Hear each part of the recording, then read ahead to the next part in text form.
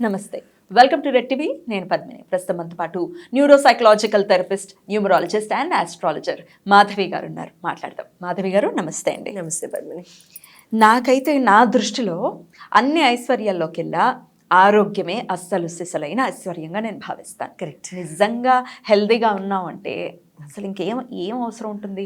తినడానికి ఇంత తిండి, వేసుకోవడానికి బట్టలు, ఉండడానికి ఇల్లు, బట్ దాని ముందు ఆరోగ్యం ఉండాలి. అంతే. అసలు ఆరోగ్యం అనుభవించలేం కదా. ఎగ్జాక్ట్లీ. అయితే ఈ మధ్య కాలంలో బిఫోర్ కరోనా కూడా అండ్ ఆఫ్టర్ కరోనా ఇంకా things have been changed like anything. Too మచ్గా చేంజ్ అయిపోయాయి. అసలు ఇంత చిన్న ప్రాబ్లమ్ని కూడా తట్టుకునే స్థాయిలో లేదు మన బాడీ.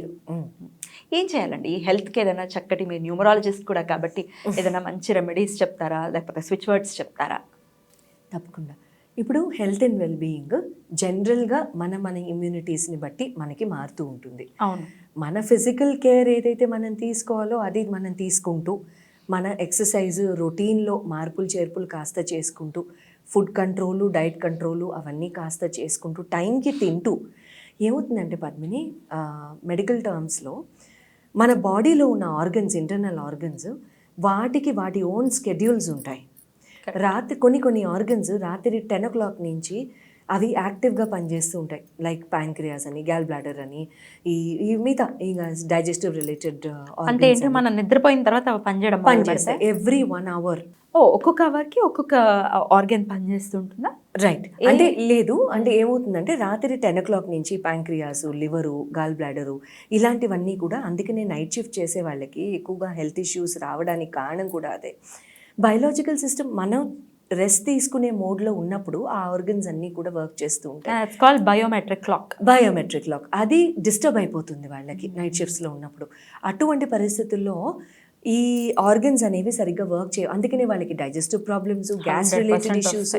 మీరు ఎప్పుడైనా చూడండి, నైట్ షిఫ్ట్లో చేసేవాళ్ళు డే షిఫ్ట్లో వాళ్ళకి జనరల్ స్మోకింగ్ ప్యాటర్న్స్ అలవాటు ఉన్నవాళ్ళు కూడాను నైట్లో చేసే వాళ్ళకి ఎక్కువ స్మోకింగ్ హ్యాబిట్స్ అలవాటు ఉంటాయి. నిద్ర నాపుకోవాలి, ఏదో స్ట్రెస్ ప్యాటర్న్స్ ఉంటాయి, వాళ్ళకి డైజెస్టివ్ ఇష్యూస్ ఉంటాయి, అకారణ తిండి. మళ్ళీ నైట్ టైం ఏదన్నా తిన్నా కూడా ఆఫ్టర్ సన్సెట్ బాడీ తీసుకోలేదు, డైజెస్ట్ చేసుకోలేదు. అందుకనే supper is the best meal అని అంటారు. ఏదన్నా సరే సన్సెట్ అయ్యేలోపు మన డిన్నర్ అయిపోవాలి. అది నిజంగా మనం ప్రాక్టీస్ చేయడం కష్టం, కానీ మన లైఫ్ స్టైల్స్తో కష్టం. మన పూర్వీకులు చేయలేదా? వాళ్ళు చేశారు, కానీ ఇప్పుడు ఈ కాలంలో మనకి కొంచెం అప్పుడప్పుడు తారుమారు అయిపోతూ ఉంటుంది. Not at all, nothing is impossible. Impossible అనే వర్డ్ లో కూడా ఐ యామ్ పాసిబుల్ ఉంది. Everything is possible. ఇది అసలు సమస్య కాదు ఇది. నిజంగా అది చేయగలిగితే మాత్రం అసలు చాలా వరకు ఆరోగ్య సమస్యలు 100% మిటిగేట్ అయిపోతాయి. 6 తర్వాత అసలు తినకూడదు. సన్సెట్ తర్వాత అసలు ఇంకా ఏదైనా సరే బాడీలోకి పంపించినా సరే, మీరు ఎప్పుడైనా చూడండి, సింపుల్ ఎగ్జాంపుల్, సాయంత్రం మార్నింగ్ లంచ్, ఈవినింగ్ డిన్నర్ కంటే సాయంత్రం స్నాక్ మనం బాగా రుచిగా తింటాం. అవునా కాదు? సాయంత్రం స్నాక్ అది చక్రాలు అవనివ్వండి, కారపూస అవనివ్వండి, ఏదైనా కరకరలాడేవో స్వీటో ఎవరి అలవాటుని బట్టి అదొక కొంచెం ఎక్కువ డోసే వెళ్తుంది. ఆ టైంలో తినింది రాత్రి డిన్నర్కి మనకి అసలు ఏది అరగదు. డిన్నర్ ఏదో చెయ్యాలి కాబట్టి చేస్తాం అంతే, అరగదు. సో తినటం అనేది ఫస్ట్ ఆఫ్ ఆల్ 6 తర్వాత తినొచ్చు. ఒక ప్యాటర్న్ పెట్టుకుని చక్కగా మంచిగా మన డయట్ ప్యాటర్న్స్ మనం పెట్టుకుంటూ, ఏమాత్రం కూడా బయట ఫుడ్ని కొంచెం లిమిట్లో తీసుకుంటూ, ఇవన్నీ తీసుకుంటూ, అప్పుడు న్యాచురల్గా మన ఇమ్యూనిటీ బూస్ట్ అవుతుంది. కాబట్టి అవన్నీ చేసుకుంటూ, ఎప్పుడైనా సరే హెల్త్ ఇష్యూస్ కనుక వచ్చి కొంచెం డిస్బ్యాలెన్స్ కనుక అయితే బాడీలో, న్యూమరాలజికలీ ఒక నంబర్ ఇస్తాను. ఆ నంబర్ ప్రకారం చక్కగా మన లెఫ్ట్ హ్యాండ్లో, లెఫ్ట్ పామ్లో, మీరు లెఫ్ట్ హ్యాండ్ యూజ్ చేసే వాళ్ళైతే లెఫ్ట్ హ్యాండ్, మీరు రైటీ అయితే రైట్ హ్యాండ్లో ఎప్పుడైనా సరే జెంట్స్కి లెఫ్ట్ హ్యాండ్ జెంట్స్కి రైట్ హ్యాండ్, లేడీస్కి లెఫ్ట్ హ్యాండ్ అని అంటారు. కానీ అది దాని లాజిక్ బిహైండ్ ఇట్ ఏంటంటే, అలా కాకుండా మీరు లెఫ్టీ అయితే మీరు లెఫ్ట్ హ్యాండ్లో రాసుకోండి, మీరు రైటీ అనుకోండి మీరు రైట్ హ్యాండ్తోనే చేస్తారు ఏదైనా సరే, మీరు రైట్ హ్యాండ్లో రాసుకోవచ్చు. రైట్ హ్యాండ్తో రాసేవాళ్ళు రైట్ హ్యాండ్లోనే రాసుకోవచ్చు, లెఫ్ట్ హ్యాండ్తో రాసేవాళ్ళు లెఫ్ట్ హ్యాండ్లోనే రాసుకోవచ్చు. మీరు ఏ హ్యాండ్ అయితే మీ ప్రైమరీ హ్యాండో, ఇప్పుడు కొంతమంది రైట్ హ్యాండ్కి వాచ్ పెట్టుకుంటారు. ఎందుకని? వాళ్ళ రైట్ బ్రెయిన్ చాలా చాలా చాలా పవర్ఫుల్గా ఉంటుంది. అందుకే వాళ్ళకి పెట్టుకోవాలనిపిస్తుందా రైట్ హ్యాండ్? పెట్టుకోవాలనిపిస్తుంది. బికాస్ వాళ్ళ డిసిప్లిన్ కనుక చూస్తే పద్మిని, రైట్ హ్యాండ్కి ఎప్పుడు కూడా వాచ్ పెట్టుకునే వాళ్ళు చాలా డిసిప్లిన్తో ఉంటారు, చాలా ఆర్గనైజ్డ్ పీపుల్. మీరు కూడా రైట్ హ్యాండ్కే పెట్టుకుంటారు. అసలు మీరు టైంకి వచ్చినట్టుగా ఎవ్వరు ఆ టైంని మెయింటైన్ చేయలే, మీ నుంచి నేర్చుకోవాలి అది. షార్ప్ 1 o'clock అంటే 1 you are here. Amazing and beautiful అండి.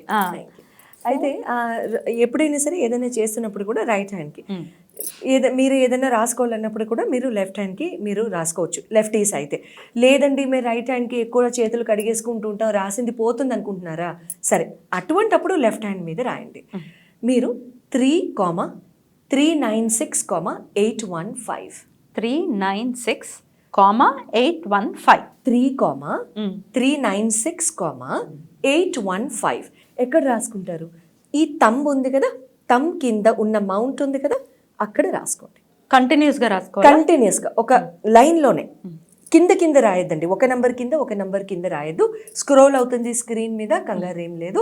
3,396,815 బ్లూ కలర్ పెన్తో రాసుకోండి.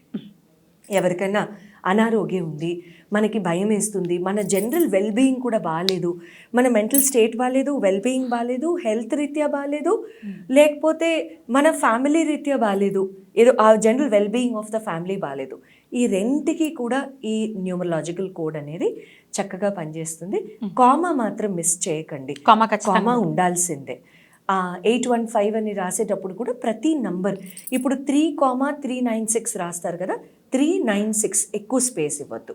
3కి 9కి 6కి ఎక్కువ స్పేస్లు ఇవ్వకండి. అంటే కాస్త చౌంటుందండి, జారింది పెన్ను, ఆ 9 తర్వాత 6 రాయమన్నారు కదా అని కొంచెం గ్యాప్ ఇచ్చి రాయడము అలా చేయకండి.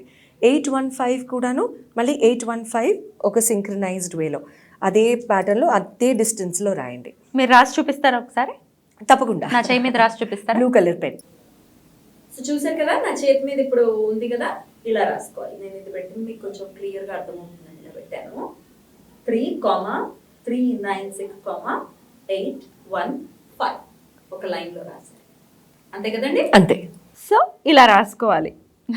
ఎన్నాళ్ళ పాటు ఇలా రాసుకోవాలండి? తగ్గే వరకు. మీకు ఏదైనా అనారోగ్యం ఉంది చూడండి, మెడికల్ టర్మ్స్లో మళ్ళీ మీకు మెడికలీ చాలా పెద్ద అనారోగ్యాలు ఏమైనా ఉన్నాయనుకోండి, నోట్తో అనద్దు, చాలా పెద్ద అనారోగ్యాలు ఉంటూ ఉంటాయి కదా, అటువంటి వాటికి నేను నంబర్ రాసేసుకున్నాను, డాక్టర్ దగ్గరికి వెళ్ళను, అలాంటి చేయకండి ప్లీజ్. డాక్టర్ని కన్సల్ట్ చేయండి, చక్కగా medically get your self checked.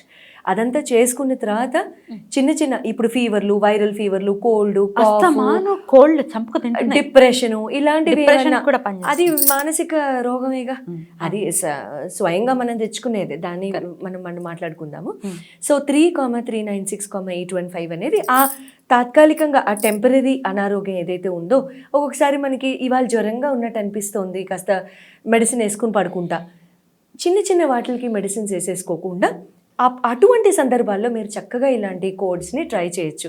కొంతమంది ఉంటారు ప్రతి చిన్నదానికి మందు వేసేసుకుంటారు, అలా వేసుకుంటే కొన్నాళ్ళ తర్వాత మీకు మందులు పనిచేయవు కదా, హ్యాబిచువేట్ అయిపోతుంది, బాడీ ఇమ్యూన్ అయిపోతుంది, వాటికి చాలా అసలు పనిచేయదు.